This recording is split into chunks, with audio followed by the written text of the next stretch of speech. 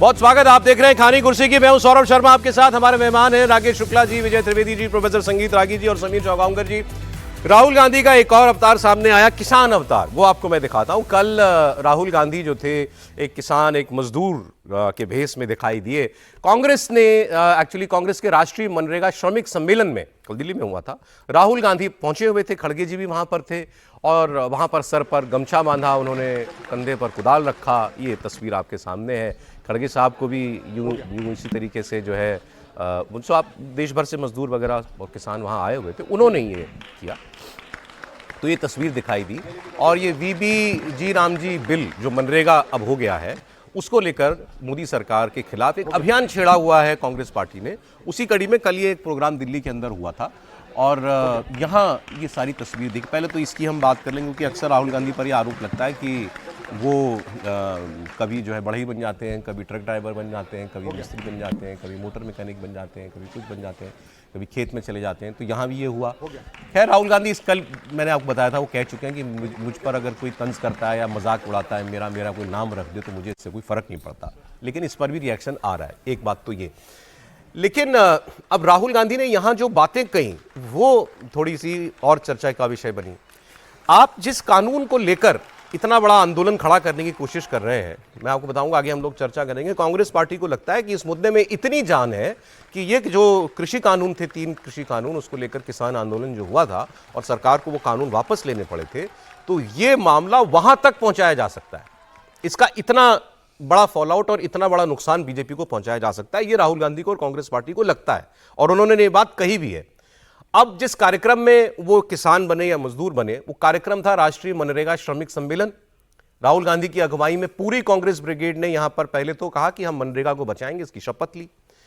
अब शपथ की लाइनों में जब मनरेगा बोला जा रहा है तो उसका फुल फॉर्म महात्मा गांधी राष्ट्रीय ग्रामीण रोजगार गारंटी, ये जब शपथ दिलाने वाला बोल रहा है तो वहां कोई इसको रिपीट ना कर पाए। फिर दूसरा, जब राहुल गांधी बोलने लगे तो कहने लगे भाई इस बिल का नाम क्या है, जो नया कानून आ गया वीबी राम जी, बोले क्या नाम है इसका। आप आंदोलन खड़ा कर दिया आपने और राहुल गांधी पूछ रहे हैं क्या नाम है बिल का, तो फिर कौन गंभीरता से लेगा और फिर बात क्यों नहीं होगी। अच्छा, और बात 2-4 नेताओं के सामने की बात होती तो अलग थी। इतने सारे नेता, कार्यकर्ता और मीडिया के कैमरे सब लगे हुए थे, उसके सामने सब कुछ हुआ। तो ये दोनों तस्वीरें मैं आपको दिखाऊंगा। हम यह संकल्प लेते हैं कि हम महात्मा गांधी राष्ट्रीय ग्रामीण रोजगार गारंटी अधिनियम, मनरेगा की हर हाल में रक्षा करेंगे।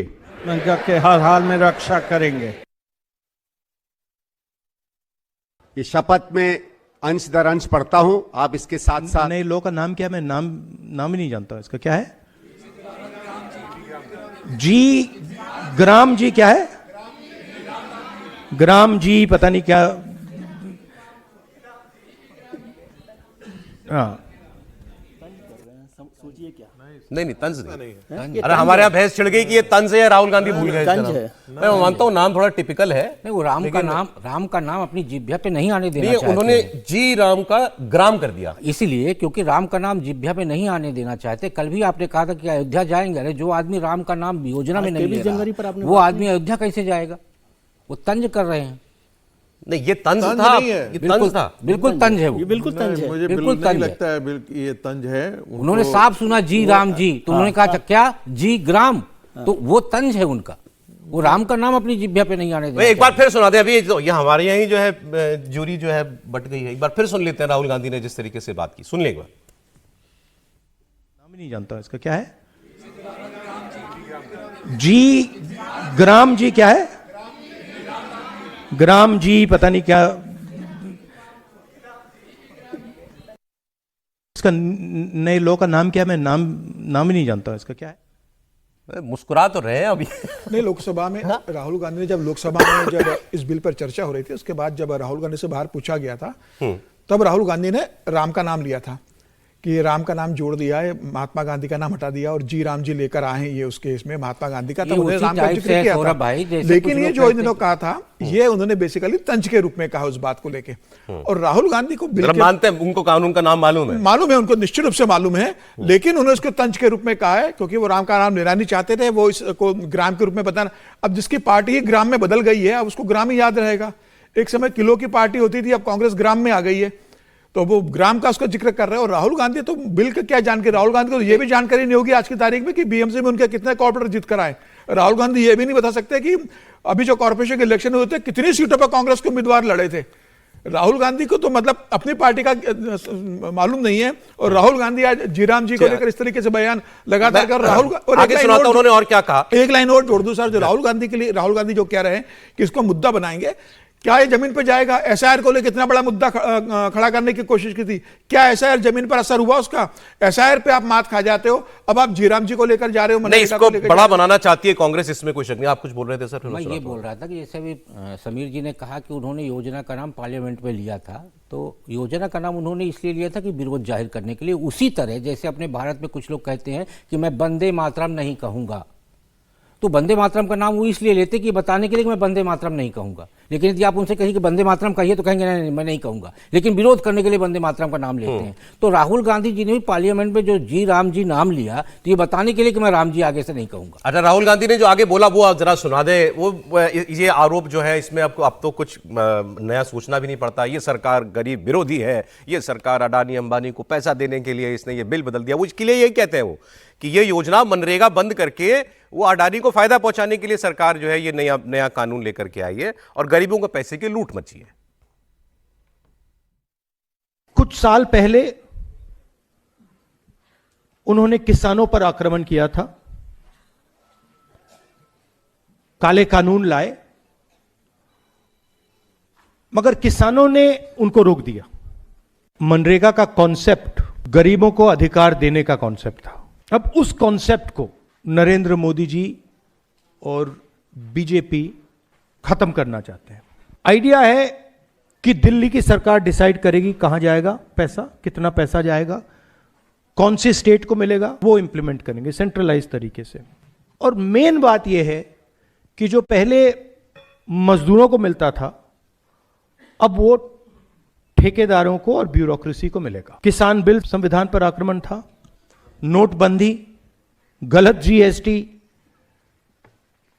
और अब ये राजा महाराजा एक व्यक्ति पूरा डिसाइड करता था, सारे के सारे एसेट्स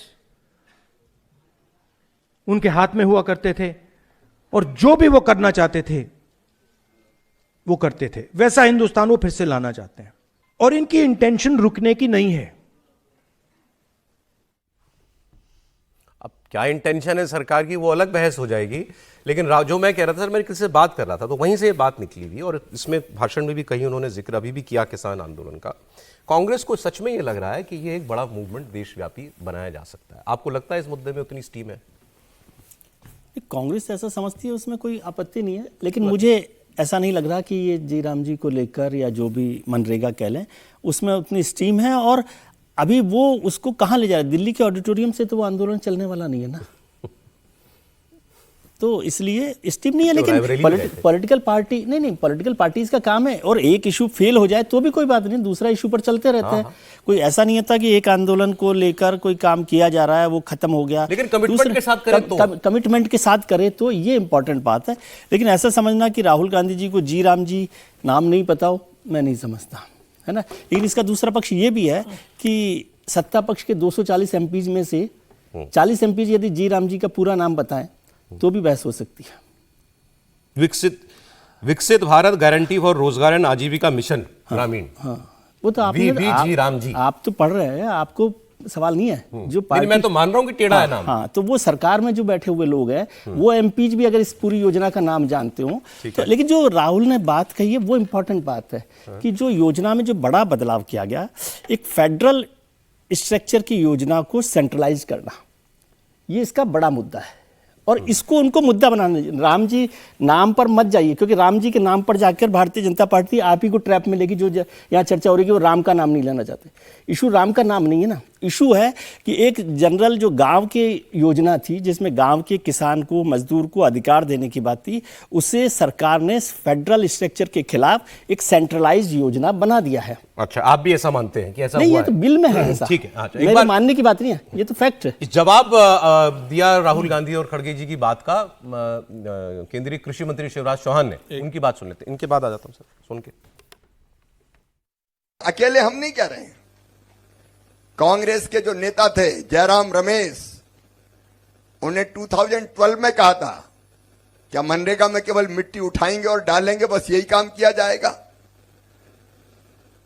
और केवल जयराम रमेश ने नहीं, खुद मनमोहन सिंह जी ने फरवरी में 2011 में यह कहा था कि मनरेगा में भ्रष्टाचार हो रहा है। श्रीमती सोनिया गांधी ने भी कहा था कि फर्जी जॉब कार्ड बन रहे हैं। ये कई तरह की कमियां देखी, तब एनडीए की सरकार ने तय किया कि अब किसी और योजना की आवश्यकता है जिसमें ये सारी कमजोरियां और विसंगतियां उनको दूर करने का काम किया जाए। और इसलिए विकसित भारत जी राम जी योजना एनडीए की सरकार ने मोदी जी के नेतृत्व में बनाई। सर आप बताइए, है इस मुद्दे में इतनी जान कि आंदोलन बना पाए कांग्रेस इसका? देखिए, पहली बात तो ये जान लीजिए, कांग्रेस पार्टी इस देश में आंदोलन खड़ा करने की क्षमता नहीं रखती है, ये मान लीजिए पहली बात। पिछली बार भी जो आप जो देख रहे थे वो पर्दे के पीछे से काम कर रहा था। जब वो आपको किसानों का आंदोलन जब चल रहा था, सीए चल रहा था, कांग्रेस पार्टी कोई भी मूवमेंट खड़ा करने की स्थिति में आज के दिन में नहीं है। कांग्रेस पार्टी क्या आप सच पूछे तो क्या राष्ट्रीय पार्टी की स्थिति में है क्या? छह जगह तो उसका एक भी उसका विधायक नहीं है इस देश में, 3 जगह उसकी सरकारें बची हुई हैं। तो आंदोलन खड़ा करने के लिए काडर भी चाहिए। काडर कांग्रेस पार्टी के पास है क्या? कांग्रेस पार्टी में वही लोग हैं जिनके साथ सत्ता का लाशा जुड़ा हुआ हो, नहीं तो नहीं है। दूसरी बात, राहुल गांधी क्या कह रहे थे, पैसा कहां चला जाएगा? ब्यूरोक्रेट्स के पास चला जाएगा, ठेकेदार के पास चला जाएगा। कभी आपने मनरेगा का ऑडिट पढ़ा है क्या? ठेकेदारों के पास ही तो जाता था। लोग व्यक्तिगत अपना काम करवा करके अपना काम कराते थे, ठेकेदार व्यक्तिगत घरों का काम कराते थे, मिट्टी का, और पैसा जाता था। उसमें भी कमीशनखोरी हुआ करती थी। अब डायरेक्ट पेमेंट की बात की जाती थी।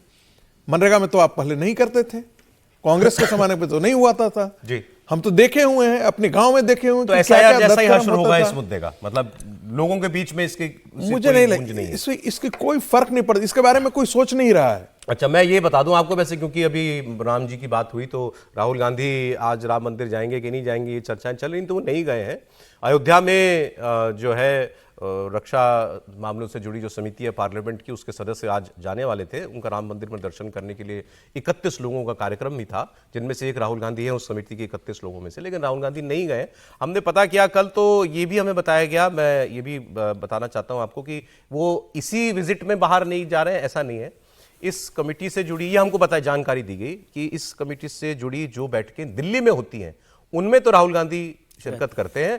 दिल्ली के बाहर अगर कहीं कोई मीटिंग होती है तो वो पहले भी नहीं जाते रहे हैं। लेकिन हाँ, इस बार चूंकि मामला बनारस और अयोध्या का था, तो और बाकी लोगों ने खुलकर ये बताया कि हम राम मंदिर भी जाएंगे, तो इसलिए उनका इस दौरे में ना जाना वो चर्चा बन गया। वरना बताया जा रहा है कि वो पहले भी दिल्ली के बाहर ऐसे कार्यक्रमों में नहीं जाते, पार्लियामेंट के कार्यक्रमों में भी वो नहीं जाते। ये पार्लियामेंट्री यदि उसको देखें बिहेवियर को तो अच्छी बात नहीं है। मतलब मैं अयोध्या की बात नहीं कर रहा, यदि कोई कमेटी जाती है, क्योंकि वो ग्राउंड जीरो की तरह से देखती है कि जनता की नब्ज क्या कहती है, पल्स क्या कह रही है, इसलिए पार्लियामेंट्री कमेटीज वहाँ जाती हैं। और अगर नहीं जाते जैसा आप बता रहे हैं तो ये कोई बहुत अच्छा पार्लियामेंटेरियन बिहेवियर नहीं माना जाता। लेकिन इस बार उनके काम आ गया ना ये कहने के लिए, जैसे मैं बता रहा हूं कि वो तो पहले भी नहीं जाते रहे बाहर। नहीं, ठीक है, मैं तो इस बात अगर जाते रहते और इस बार नहीं जाते तो बहुत बड़ा विवाद हो जाता। लेकिन क्या इसलिए नहीं जा रहे वो? ये तो मतलब मैं वैसे कह रहा हूँ एक पार्लियामेंटेरियन के तौर पे जनता तक हाँ, पहुंचना मतलब ये ठीक होनी। खड़गे जी की बात भी सुनाना, जो आपको सुना देते हैं। खड़गे जी ने पूछा मोदी जी से, मोदी जी आप चाय बेचने कब गए थे बताइए, केतली लेके आप कब गए थे रेलवे स्टेशन पर, ये बताइए। 11 साल हो गए, आदमी देश का प्रधानमंत्री है, 3 चुनाव जीत चुका और उसी मुद्दे पर अटके हुए हैं कांग्रेस पार्टी के अध्यक्ष, जिस मुद्दे पर मालूम है पहले ही चुनाव में चोट पड़ गई थी। याद कीजिए मणिशंकर अय्यर का बयान, से बन गए थे। अब आज भी वही है कांग्रेस पार्टी। सुन लीजिए। अरे हमेशा मैं लोगों को वोट लेने के लिए मैं चाय वाला हूं। चाय, अरे कभी चाय बनाए आप? कभी डब्बे में फिर के घूम के केटली लेके हर आदमी को दिए? चुप बोलने का बोलकर लोगों को आज जो वोट लेने की कोशिश कर रहे हैं, मैं ये कहूंगा कि ये सब इनका नाटक है, गरीबों को दबाने का इनका आदत है। अब पता नहीं क्यों उनको, खड़गे जी को क्या लगा होगा कि अभी भी ये बोलने से जो है ताली तो मिल जाएगी, वोट मिलेगा क्या, घट जाएगा। अभी तक का इतिहास ये बताता है कि ऐसा ही हुआ है। एनीवे, आगे बढ़ते हैं। अगली खबर मैं आपको बताता हूं बंगाल की। आज ईडी के डायरेक्टर जो है वो बंगाल में है और राहुल नवीन जो है वो कोलकाता पहुंचे हैं।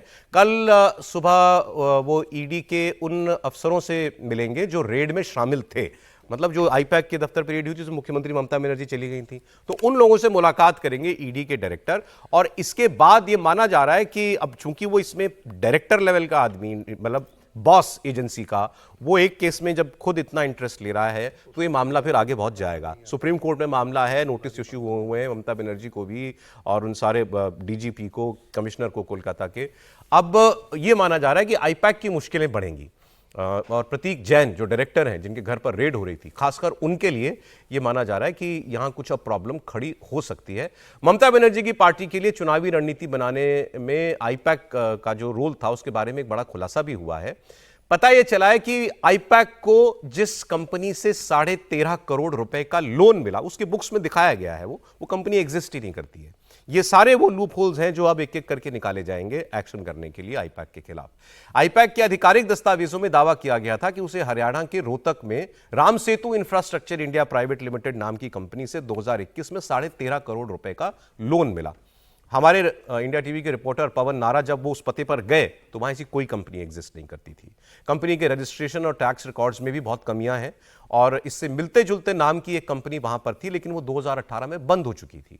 27 जून 2025 को आईपैक ने कहा था कि 13.5 करोड़ रुपए में से 1 करोड़ रुपए हमने लौटा भी दिया, अब 12.5 करोड़ रुपए का लोन हम पर है। लेकिन जिस कंपनी को पैसे लौटाए जाने की बात की जा रही है वो बुक्स में दिख रहा है 2018 में बंद हो गई, लोन 2021 का दिखाई दे रहा है। तो ये सारा जो घालमेल है और ईडी डायरेक्टर का कोलकाता जाना, ये मामला अब यहां से काफी आगे जाएगा। और आईपैक कम से कम, ममता बनर्जी को क्या नुकसान होगा वो पॉलिटिकल बात है, आईपैक को तो नुकसान इसका सीधा सीधा होता हुआ दिखाई दे रहा है। समीर जी, निश्चित रूप से आईपैक और जिस तरीके से ममता बनर्जी ने जाकर बचाने की कोशिश की थी कि वो पेन ड्राइव लेकर चली गई, वो लैपटॉप लेकर चली गई, वो फाइल लेकर चली गई, प्रतीक जैन की मुश्किलें बढ़ेगी आईपैक की। और अब ईडी के डायरेक्टर जब वहां पर गए हैं तो मुझे लग रहा है, और अभी सुप्रीम कोर्ट में सुनवाई हो रही है, 4 तारीख को ममता बनर्जी वाले मामले में सुनवाई होने वाली है। तो अब मुझे लगता है कि ईडी ने इसे अपना एक प्रेस्टीज पॉइंट बना लिया होगा, इसको अपने ईगो से जोड़ा होगा कि भाई जब हम गिरफ्तार करने गए या जांच करने गए या हम सबूत इकट्ठा करने गए, ममता बनर्जी ने जिस तरीके से घर में घुसकर सारे अधिकारियों को धमकाया, सारे पेपर लेकर चली गई वहां से। अब मुझे लगता है कि ईडी को यह लग रहा है कि इस मामले के तह तक जाना होगा और सिर्फ एक जो कोयले घोटाले के मामले की जांच करने के लिए ईडी के अधिकारी प्रतीक जैन के घर पर गए थे, अब यह मामला सिर्फ वहां तक सीमित नहीं रहेगा।